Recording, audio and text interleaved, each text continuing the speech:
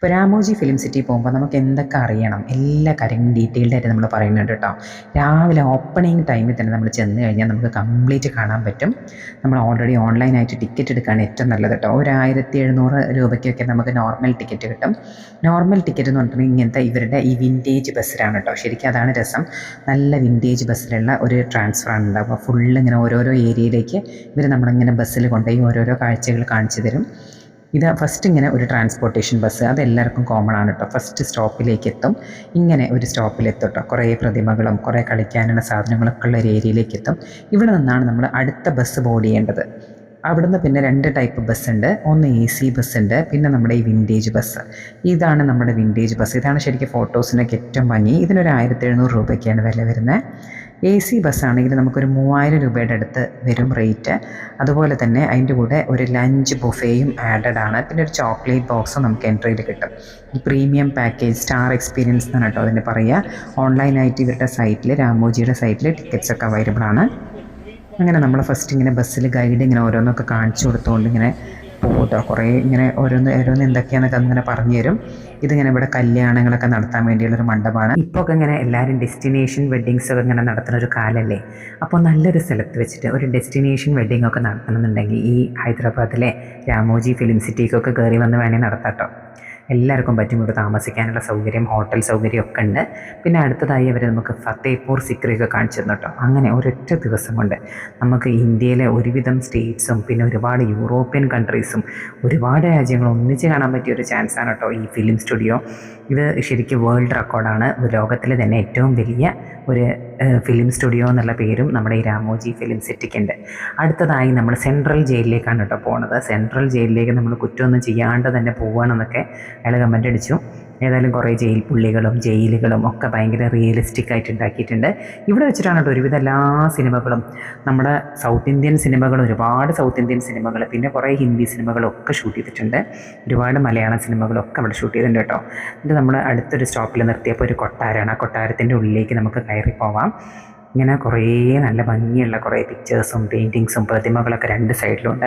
അങ്ങനെ അടിപൊളിയായിട്ടുള്ള ഒരു കൊട്ടാരം കണ്ടുകൊണ്ട് ഒരു കറക്കട്ടോ. കുറച്ച് സമയം നമ്മൾ ഈ കൊട്ടാരമൊക്കെ ഫുള്ള് കണ്ടോ. ദർബാറും രാജാക്കന്മാരും ഒരുപാട് മന്ത്രിമാരും എല്ലാവരും ഇരിക്കുന്ന ശരിക്കുള്ളൊരു കൊട്ടാരത്തിൻ്റെ ഫീൽ. ഇതൊക്കെ ശരിക്കും നമ്മൾ ഒറിജിനൽ മൈസൂർ പാലസൊക്കെ കാണുന്ന പോലത്തെ ഒരു ഫീലൊക്കെ ഉണ്ട്. പക്ഷേ ഇവർ ശരിക്കുള്ള സാധനങ്ങൾ കൊണ്ടൊന്നും അല്ല കേട്ടോ. ഈ ഫിലിം സ്റ്റുഡിയോ എന്ന് പറഞ്ഞാൽ കംപ്ലീറ്റ് ഇങ്ങനെ ഈ പ്ലാസ്റ്റർ ഓഫ് പാരീസും അങ്ങനത്തെയൊക്കെ കുറേ വില കുറഞ്ഞ സാധനങ്ങൾ കൊണ്ടൊക്കെയാണ് ഓരോരോ സെറ്റിങ്സ് ഇവരുണ്ടാക്കുന്നത്. പക്ഷേ ഭയങ്കര ഗംഭീരമായിട്ട് തന്നെ ഉണ്ടാക്കിയിട്ടുണ്ട് കേട്ടോ. നമ്മൾ വീണ്ടും ബസ്സിൽ കയറണം. എന്നിട്ട് അടുത്ത സ്റ്റോപ്പിലെത്തും. അങ്ങനെ ഓരോരോ സ്റ്റോപ്പിലാക്കി ഇങ്ങനെ ഇറക്കും കേട്ടോ. ഇതാണ് നമ്മുടെ ബാഹുബലി സെറ്റ് കേട്ടോ.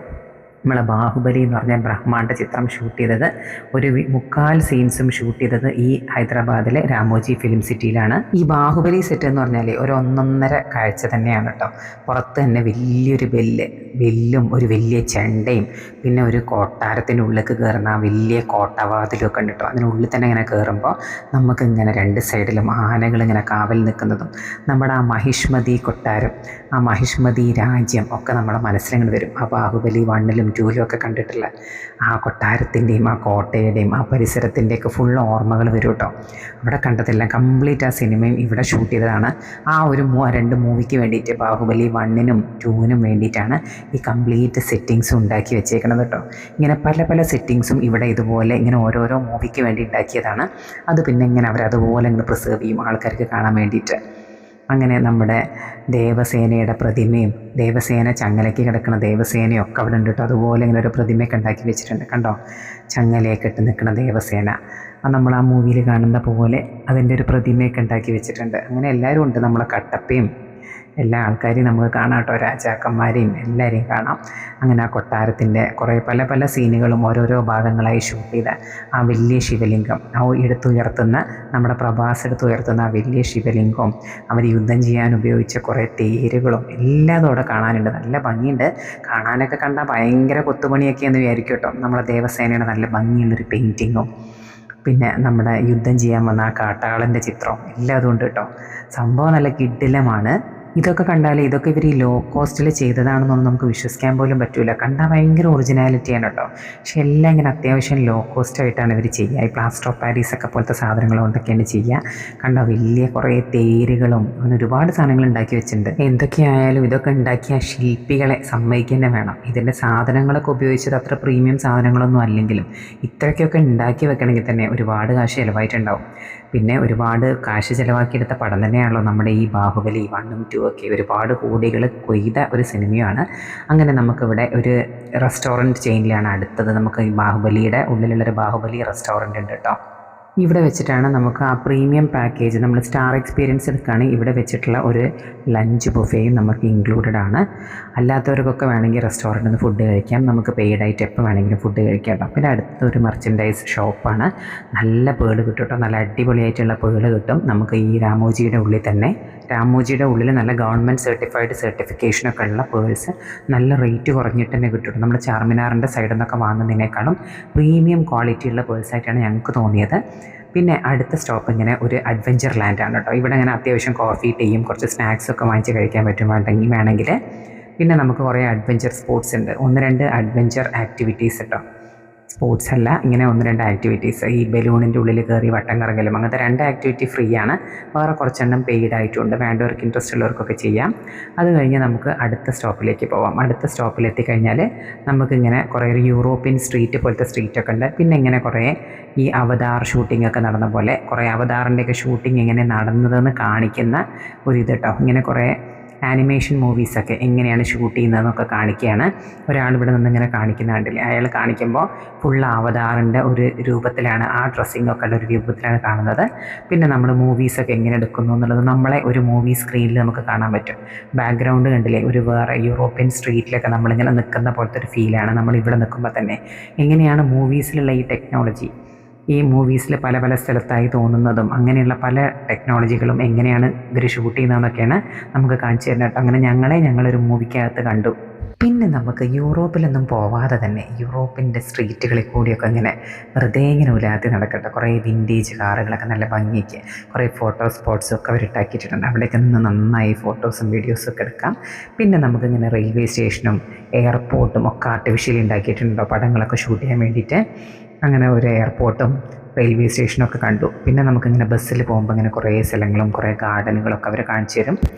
നമ്മൾ അടുത്തതായി പോണത് ജയ്പൂരിലേക്കാണ് കേട്ടോ. ജയ്പൂരിലെ ഹവാമഹൽ കാണാൻ വേണ്ടിയാണ് പോണത്. അങ്ങനെ നമ്മൾ പെട്ടെന്ന് ഓരോരോ സ്ഥലങ്ങളിലെത്തും. ഇങ്ങനെ ഹവാമഹലിൽ നല്ല പാട്ടും ഒക്കെ ഇങ്ങനെ വെച്ചുകൊണ്ട് നല്ല രസമുള്ള ഹവാമഹലിൻ്റെ അതേ മോഡലാണ്. അതിൻ്റെ താഴെ നമുക്കൊരു മസാല മഹൽ എന്ന റെസ്റ്റോറൻ്റ് ഉണ്ട്. ലഞ്ച് ടൈം ആയതുകൊണ്ട് ഞങ്ങൾക്കൊക്കെ നന്നായി വിശന്നു. അപ്പോൾ നമ്മളിങ്ങനെ ഇവിടെ കുറേ സ്നാക്ക് ഐറ്റംസാണ്. മീൽസ് ഉണ്ടാവില്ല. മീൽസ് വേണമെന്നുള്ളവർ ആദ്യം തന്നെ ബാഹുബലി ദർബാർ റെസ്റ്റോറൻറ്റ് കണ്ടില്ലേ, അവിടെ നിന്ന് കഴിക്കണം കേട്ടോ. ഞങ്ങളിങ്ങനെ പൂരി ബജ്ജി കഴിച്ചു. നല്ല ടേസ്റ്റ് ഉണ്ടായിരുന്നു കേട്ടോ. ഭയങ്കര സോഫ്റ്റായ പൂരിയായിരുന്നു. പിന്നെ അടിപൊളി ലസ്സിയും കിട്ടും കേട്ടോ അവിടെ. പിന്നെ കേർഡ് റൈസ് അങ്ങനത്തെ കുറച്ച് ഐറ്റംസൊക്കെ നമ്മൾ കഴിച്ചു. എന്നിട്ട് അത് കഴിഞ്ഞാൽ നമുക്ക് അടുത്തത് ജാപ്പനീസ് ഗാർഡനാണ് കേട്ടോ. ജാപ്പനീസ് ഗാർഡനും ഈ മസാല മഹൽ ഹവാ മഹലിൻ്റെ അതേ ഏരിയയിലാണ്. ജാപ്പനീസിലെ രീതിയിലുള്ള ഗാർഡൻ്റെ സെറ്റിങ്സ് ആണ് കേട്ടോ. അടുത്തതായി നമുക്കിങ്ങനെ മായാജാൽ എന്ന് പറഞ്ഞിട്ടുള്ള ഒരു ഇരുന്നിട്ടുള്ള ഒരു തിയേറ്ററിൻ്റെ ഉള്ളിൽ ഇരിക്കുന്ന പോലെ ഇരിക്കുക കേട്ടോ. എന്നിട്ട് ഇങ്ങനെ അവിടെ ഇങ്ങനെ ഷൂട്ടിംഗ് എക്സ്പീരിയൻസുകളും കാര്യങ്ങളൊക്കെ കാണിച്ചു തരാണ്. ഏതായാലും കുറച്ച് നടന്ന് കഴിയുമ്പോൾ തന്നെ നമുക്ക് ഇരിക്കാൻ നല്ലൊരു സീറ്റിംഗ് ഒക്കെ ഉള്ളതുകൊണ്ട് തന്നെ ഒരുപാട് ക്ഷീണിക്കൊന്നുമില്ല കേട്ടോ. കുറച്ച് ദൂരം നടക്കാനാണെങ്കിൽ നെക്സ്റ്റ് ഇങ്ങനെ ഇരുന്നിട്ടുള്ള എന്തെങ്കിലും പരിപാടിയായിരിക്കും. അങ്ങനെ കുറച്ച് നേരം എല്ലാവരും റെസ്റ്റൊക്കെ എടുത്തിരുന്നു. ആ ഷോ ഒക്കെ കണ്ടു. അടുത്തതായി നമ്മൾ ജാപ്പനീസ് ഗാർഡൻ കണ്ടു കേട്ടോ. അങ്ങനെ ഒരു പ്രത്യേക രീതിയിലുള്ള എൻട്രി ഒക്കെയാണ്. കുറേ വലിയ മരങ്ങളൊക്കെ ആയിട്ട് നല്ല ഒരു പ്രകൃതി ഭംഗിയൊക്കെ ഉള്ള ഒരു സ്ഥലം പോലെ തോന്നും കേട്ടോ. പിന്നെ ജാപ്പനീസ് രീതിയിലുള്ള ചെറിയ പഗോഡകളും ടെമ്പിൾസും ഒക്കെ ഉണ്ട്. അത് കഴിഞ്ഞിട്ട് നമുക്ക് ബട്ടർഫ്ലൈ ഗാർഡൻ ഉണ്ട്. ബട്ടർഫ്ലൈ ഗാർഡനിൽ ഇങ്ങനെ ബട്ടർഫ്ലൈസിനെ അട്രാക്റ്റ് ചെയ്യുന്ന വിധത്തിലുള്ള കുറേ ചെടികൾ വളർത്തിയേക്കാണ്. അതിൻ്റെ ഉള്ളിൽ ഇങ്ങനെ ഫുള്ള് നെറ്റൊക്കെ ഇട്ടിട്ടുണ്ട് കേട്ടോ. നമ്മൾ അതിൻ്റെ ഉള്ളിൽ കയറുമ്പോൾ നിറയെ ബട്ടർഫ്ലൈസിനെ കാണാൻ പറ്റും. പല നിറത്തിലുള്ള, പുറത്തേക്ക് പാറാതിരിക്കാൻ വേണ്ടി ഇങ്ങനെ ഫുള്ള് നെറ്റും വലയൊക്കെ ഇട്ടിട്ടുണ്ട്. ഇങ്ങനെ 2-3 ലെയറായിട്ടുള്ള ഇങ്ങനെ ഷീറ്റുകളാണ് കേട്ടോ. അതൊക്കെ കടന്ന് നമ്മളുള്ളിലേക്ക് പോകുമ്പോൾ കുറേ ചെറിയ നമ്മൾ പണ്ട് കണ്ടിരുന്ന മുക്കുറ്റിപ്പൂവും തുമ്പപ്പൂവൊക്കെ ഇല്ലേ, അതുപോലത്തെ കുറേ ചെറിയ പൂക്കളുള്ള ചെടികൾ വളർത്തിയേക്കാണ്. അതിൽ നിറയെ പല നിറത്തിലുള്ള പൂമ്പാറ്റകൾ ഇങ്ങനെ പാറി കളിക്കുന്നോട് കേട്ടോ. പക്ഷേ പൊതുവേ ഈ ബട്ടർഫ്ലൈ ഗാർഡൻ എനിക്ക് വലിയ ഇഷ്ടമൊന്നുമില്ല. എവിടെ പോയാലും ഓരോ ബട്ടർഫ്ലൈ ഗാർഡൻസ് ഉണ്ടാവും. പിന്നെ ഒരുപാട് പെക്യുലർ ആയിട്ടുള്ള ബട്ടർഫ്ലൈസിനെയൊന്നും കണ്ടതുമില്ല കേട്ടോ. കുറേ ബട്ടർഫ്ലൈസ് ഒക്കെ ഉണ്ട്, പക്ഷെ അത്ര കൂട്ടമായിട്ടൊന്നുമില്ല. ഇടയ്ക്കിടയ്ക്കൊക്കെ ഓരോന്നിങ്ങനെ ഇങ്ങനെ കണ്ടു. സാധാരണ നമ്മൾ നാടൻ ചെടികളുണ്ടല്ലോ, സാധാരണ പണ്ട് പറമ്പിലൊക്കെ കണ്ടിട്ടില്ല, അങ്ങനത്തെ കുറേ ചെടികളും പൂക്കളും ഒക്കെയാണ്. എന്തൊക്കെയോ പേരുകളൊക്കെ ഉണ്ട്, ബട്ടർഫ്ലൈസിനെ അട്രാക്റ്റ് ചെയ്യുന്ന കുറേ ചെടികൾ കേട്ടോ. അത് കഴിഞ്ഞിട്ട് വേറൊരു ബേർഡ് പാർക്ക് ഉണ്ട്. ബേർഡ് പാർക്കിൻ്റെ ഫ്രണ്ടിലൊക്കെ ഇങ്ങനെ ബേർഡിൻ്റെ ചിറകിൻ്റെ ഉള്ളിലൊക്കെ നിന്ന് വേണേൽ ഫോട്ടോസൊക്കെ എടുക്കാം. ബേർഡ് പാർക്കിൽ ഇതുപോലെ നെറ്റൊക്കെ ഇട്ടേക്കാണ് കേട്ടോ. അത് കുറച്ച് നല്ല രസമുണ്ടായിരുന്നു കാണാൻ. കുറേ വെറൈറ്റി ആയിട്ടുള്ള ബേർഡ്സ് ഉണ്ട്, ഒരുപാട് വെറൈറ്റി ബേർഡ്സും ഒരു നല്ല വെള്ളച്ചാട്ടമൊക്കെ അതിൻ്റെ ഉള്ളിൽ തന്നെ ഉണ്ട് കേട്ടോ. ഇങ്ങനെ കണ്ടോ, അങ്ങനെ ഓപ്പൺ സ്പേസിലിട്ടേക്കാണ്, പുറത്തേക്ക് പോകില്ല എന്നേ ഉള്ളൂ. പുറത്തേക്ക് ഫുൾ ഇങ്ങനെ ക്ലോസ്ഡ് ആണ്.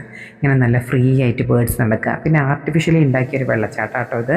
അത്യാവശ്യം നല്ല സൈസിൻ്റെ നല്ല വലിയൊരു വെള്ളച്ചാട്ടം. കുറേ അരയന്നങ്ങളും താറാവുകളും ഒക്കെ ഇങ്ങനെ സന്തോഷമായിട്ട് നടക്കണമുണ്ട്. ഈ കേവിൻ്റെ ഉള്ളിൽ കൂടി ഒരു കേവ് വാക്കാണ് കേട്ടോ ഇത്. ഇതിൻ്റെ ഉള്ളിൽ കൂടി ഇങ്ങനെ നടന്നാൽ നല്ല ഭംഗിയാണ്. രണ്ട് സൈഡിൽ ഇങ്ങനെ ഫുള്ള് കൊത്തുപണികളൊക്കെയാണ് കേട്ടോ. ശരിക്കും ഭയങ്കര ഒരു ഗുഹയുടെ ഉള്ളിൽ പോകുന്ന ഒരു ഫീലിംഗ് ആണ്. അങ്ങനെ ലാസ്റ്റ് ഇതിനറ്റത്ത് ഒരു ലേസറൊക്കെ പോലെ ലൈറ്റൊക്കെ ഇട്ടൊരു ഷോയും ഉണ്ട്. അങ്ങനെ കേവിൻ്റെ മറ്റേ എൻഡിൽ നിന്ന് നമ്മൾ പുറത്ത് കിടക്കും കേട്ടോ. നല്ലൊരു എക്സ്പീരിയൻസ് ആണ് ഈ കേവ്. നല്ല തണുപ്പും ഒക്കെ ശരിക്കുള്ള ഒരു ഗുഹയിൽ പോയ ഫീലാണ്. ഇങ്ങനെ ആർട്ടിഫിഷ്യലി ഉണ്ടാക്കിയതാണെന്നൊന്നും നമുക്ക് തോന്നൂല കേട്ടോ. അത് കഴിഞ്ഞ് നമുക്ക് അടുത്ത സ്റ്റോപ്പിലേക്ക് പോകണം. ഈ കേവിൻ്റെ പേര് കൃപാലു കേവ് എന്നാണ് കേട്ടോ. അങ്ങനെ ഓരോരോ ബസ് ഇങ്ങനെ ഓരോരോ സ്റ്റോപ്പിൽ നിർത്തുക ചെയ്യുക. ഈ കൃപാലു കേവ് എന്ന് പറഞ്ഞാൽ കേവ് കൂടിക്ക് ഇറങ്ങി കഴിയുമ്പോൾ നമുക്കിങ്ങനെ കുറേ ബേർഡ്സ്, പല പല നിറത്തിലുള്ള പാരറ്റ്സും കുറേ ലോറിക്കീറ്റ്സും കുറേ കളേഴ്സ് ഉണ്ട് കേട്ടോ. നല്ല ഭംഗിയുള്ള റെഡും ഗ്രീനും അങ്ങനെ ഒരുപാട് കളറുള്ള നല്ല ഭംഗിയുള്ള ബേർഡ്സ് ഉണ്ട്. ഒരുപാട് ബേർഡ്സ് ഉണ്ട് കേട്ടോ അവിടെ. ബട്ടർഫ്ലൈസ് ഒക്കെ കുറവാണെങ്കിലും ബേർഡ്സ് വളരെയധികം ഉണ്ട്. അങ്ങനെ നമ്മൾ ഈ ബേർഡ്സിൻ്റെ ഏരിയയാണ് ലാസ്റ്റ്, ഈ ഏറ്റവും ലാസ്റ്റ് ഷോൻ്റെ തൊട്ട് മുമ്പുള്ളത് കേട്ടോ. അപ്പോൾ നമ്മൾ ഒരുപാട് സമയം അവിടേക്ക് ഇങ്ങനെ നിന്ന് കഴിഞ്ഞിട്ടുണ്ടെങ്കിൽ നമുക്ക് ലാസ്റ്റുള്ള കുറേ ഷോസ് ഒന്നും കാണാൻ പറ്റില്ല. ഫിലിമി ദുനിയ, ആക്ഷൻ തിയേറ്റർ എന്നൊക്കെ പറഞ്ഞാൽ 3 ഷോകൾ നടക്കുന്ന ഒരു സ്റ്റോപ്പാണ് അടുത്തതായിട്ട് കേട്ടോ. ഈ രാമോജി മൂവി മാജിക് ഒക്കെ ഉണ്ട്. ഈ രാമോജി മൂവി മാജിക്കിൻ്റെ ഉള്ളിൽ കയറിയാൽ നമ്മളിങ്ങനെ ഒരു ട്രെയിൻ പോലെ, ഒരു മിനി ട്രെയിൻ പോലെ അതിനകത്ത് ഇങ്ങനെ കയറിയിരിക്കുക. എന്നിട്ട് ഒരു ഇരുട്ടുള്ള സ്ഥലത്ത് കൂടി ആ ട്രെയിൻ ഇങ്ങനെ മൂവ് ചെയ്യും. ഒരു ചെറിയ മ്യൂസിക്കൊക്കെ ഉണ്ടാവും. ഇങ്ങനെ നല്ല രസമുള്ള ഒരു പഴയ ഒരു ഈ ഡിസ്നി ലാൻഡിലൊക്കെ ഉള്ള പോലത്തെ ഒരു റൈഡാണ് കേട്ടോ ഇത്. നമ്മളെ ശരിക്കുള്ള യൂറോപ്പിലും ഒക്കെയുള്ള ഡിസ്നി ലാൻഡിലും ഇതുപോലത്തെ 1-2 റൈഡുകളുണ്ട്. ഇങ്ങനെ ഒരു കൊട്ടാരത്തിൻ്റെ ഉള്ളിൽ കൂടിയും ഒക്കെ പോയ ഒരു അമർ ചിത്രകഥയിലൂടെയൊക്കെ നമുക്ക് സഞ്ചരിക്കുന്ന ഒരു ഫീലാണ് ഉണ്ടാവുക. ശരിക്കും ഒരു ഡിസ്നി മൂവിയിലൊക്കെ കാണുന്ന കുറേ ക്യാരക്ടേഴ്സിൻ്റെ ഒക്കെ ഇടയിൽ കൂടി നമ്മൾ ട്രെയിൻ ഇങ്ങനെ പോകട്ടോ. നല്ല രസമായിട്ട് എൻജോയ് ചെയ്ത് നമുക്കിങ്ങനെ യാത്ര പോവാം. പല പല ക്യാരക്ടേഴ്സും പല പല മൂവികളുടെയും സീനുകളും ഒക്കെ ഇതിൽ കാണാം. നല്ല ഒറിജിനാലിറ്റിയിലാണ് കേട്ടോ ഇവർ ഈ റൈഡുകളൊക്കെ ഇങ്ങനെ സെറ്റ് ചെയ്തേക്കുന്നത്. ശരിക്കും അടുത്തത് നമുക്ക് ഇങ്ങനെ ഒരു മഞ്ഞിലൂടെ പോകുന്നത് പോലെയും ഒരു ക്രിസ്മസ് കരോളൊക്കെ നമുക്ക് ശരിക്കും മനസ്സിൽ വരും. ഒരു ക്രിസ്മസിൻ്റെ പാട്ടും ഒക്കെ തോന്നും. അത് കഴിഞ്ഞാൽ പിന്നെ ഒരു പേൾ ഷോപ്പാണ്. ഇവിടുത്തെ പേൾ ഷോപ്പുകളിൽ നിന്നൊക്കെ പേള് വാങ്ങിക്കണം എന്നാണ് കേട്ടോ ശരിക്കും എൻ്റെ അഭിപ്രായം. കാരണം നമ്മൾ പലയിടത്തും നോക്കി, ചാർമിനാറിൻ്റെ സൈഡിലും ഒരുപാട് സ്ഥലങ്ങളിലും നമ്മുടെ ടൗണിലേക്കുള്ള ഷോപ്പുകളിലൊക്കെ പേള് നോക്കി. ഇവിടത്തേക്കാളും വിലയൊന്നും കുറവൊന്നുമില്ല. ഇവിടെ നല്ല ചീപ്പായിട്ട് നല്ല ക്വാളിറ്റിയുള്ള നല്ല ഭംഗിയുള്ള പേൾസ് കിട്ടാനുണ്ട് കേട്ടോ. ഇത്ര നല്ല ഡിസൈൻസ് ഒന്നും നമുക്ക് പുറത്തൊന്നും നോക്കിയപ്പോൾ കിട്ടിയില്ല. പിന്നെ ആ പേളുകളുടെ ഷേപ്പൊക്കെ ഒരു ഫസ്റ്റ് ക്വാളിറ്റി, പ്രീമിയം ക്വാളിറ്റി ആയിട്ട് തോന്നിയത് നമുക്ക് ഈ രാമോജിക്കകത്തുള്ളതാണ്. ചാർമിനാറിന്ന് വാങ്ങുന്നതിനേക്കാളും എന്തുകൊണ്ടും നല്ലത്. പിന്നെ റേറ്റ് ആണെങ്കിലും ഏകദേശം സിമിലർ റേറ്റ് മാത്രമേ ഉള്ളൂ കേട്ടോ. അങ്ങനെ നമ്മൾ ലാസ്റ്റുള്ള ഷോപ്പിങ്ങും കൂടി കഴിഞ്ഞ് പിന്നെ അടുത്തതായിട്ട് നമുക്ക് ഈ ഒരു വലിയ ഒരു ഓപ്പൺ സ്പേസിലുള്ള ഒരു ക്ലോസിങ് സെറിമണി കാണാനുണ്ട് കേട്ടോ. ആ ക്ലോസിങ് സെറിമണി കാണാൻ പോകണം. പിന്നെ ഇങ്ങനെ കുറേ ഈ നമ്മുടെ ഫോട്ടോസൊക്കെ നമ്മൾ ഇതിനുള്ളിൽ കൂടി പോയില്ലേ, അതിനുള്ളിലുള്ള പോയപ്പോഴുള്ള ഫോട്ടോസൊക്കെ എടുത്തതൊക്കെ നമുക്ക് വേണമെങ്കിൽ പർച്ചേസ് ചെയ്യാം. പിന്നെ ഇങ്ങനെ കുറേ ടോയ്സൊക്കെ വിൽക്കുന്ന കടകളുണ്ട് കേട്ടോ. പിന്നെ രാമോജിയുടെ കുറേ സോവനീറുകളും ഫ്രിഡ്ജ് മാഗ്നറ്റ്സും അങ്ങനത്തെ കുറേ സാധനങ്ങളുണ്ട്. കുറേ ഇവരുടെ ഡോളുകൾ അതെല്ലാം വാങ്ങി ഒക്കെ വേണ്ടവർക്കൊക്കെ ഷോപ്പിംഗ് ഒക്കെ ചെയ്ത് കഴിഞ്ഞാൽ ഇത് ലാസ്റ്റുള്ള open ceremony, closing ceremony, open ceremony എല്ലാതും നടക്കുന്ന ഒരു ഓപ്പൺ സ്പേസാണ്. അതിൻ്റെ സൈഡിൽ വലിയ സീറ്റിങ്സ് ഒന്നുമില്ല. നമ്മൾ അവിടുത്തെ തിണ്ടിലൊക്കെ കയറി ഇരുന്നതൊക്കെ കണ്ടു കേട്ടോ. അതും കൂടി കഴിഞ്ഞാൽ നമുക്ക് പുറത്തിറങ്ങാം. 6 മണിക്കാണ് ഈ ഓപ്പൺ സെറിമണി. പുറത്തിറങ്ങാൻ വേണ്ടി വണ്ടി കാത്തു നിൽക്കുന്ന സ്ഥലത്ത് ഇങ്ങനെ നമുക്കിങ്ങനെ കുറേ റൈഡുകളൊക്കെ ഉണ്ട്. അത് കഴിഞ്ഞ് നമ്മളൊരു അടിപൊളി ഡിന്നറും കഴിച്ചുകൊണ്ട് നമ്മൾ തിരിച്ചു